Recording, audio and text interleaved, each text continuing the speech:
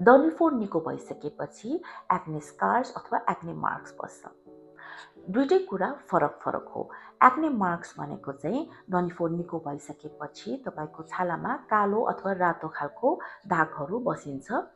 त्यो दागहरू चाहिँ युजुअली फ्ल्याट र हाम्रो स्किनको लेभलसँग मिलेको हुन्छ।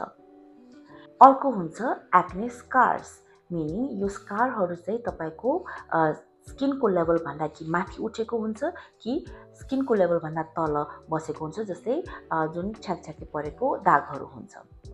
एक्ने मार्क्सहरू प्राय जसो टेम्पररी हुन्छ र ट्रिटमेन्ट बिना पनि कहिलेकाहीँ केही हप्ता अथवा महिनामा आफै कम भएर जान सक्छ। एक्ने मार्क्सहरूलाई हटाउन टपिकली क्रिमहरू पनि लाउन सक्छ र त्यसलाई अझ छिटो हटाउन केमिकल पिल ट्रिटमेन्ट गर्न सक्छौँ। अर्को हुन्छ एक्ने स्कार्स। एक्ने स्कारमा पनि दुई किसिमको हुन्छ, एउटा खाल्टो परेको छ्याकछ्याके परेको अथवा एउटा चाहिँ अलिकति उठेको खालको स्कार हुन्छ।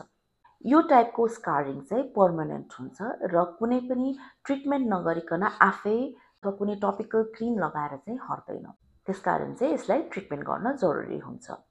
खाल्टो परेको एक्ने स्कार्सहरूलाई हामीले लेजर, माइक्रोनिडलिङ अथवा टिसिए क्रसबाट ट्रिट गर्छौँ भने जुन चाहिँ उठेको स्कार्सहरू छ त्यसलाई चाहिँ हामीले इन्जेक्सनको मार्फत ट्रिटमेन्ट गर्छौँ।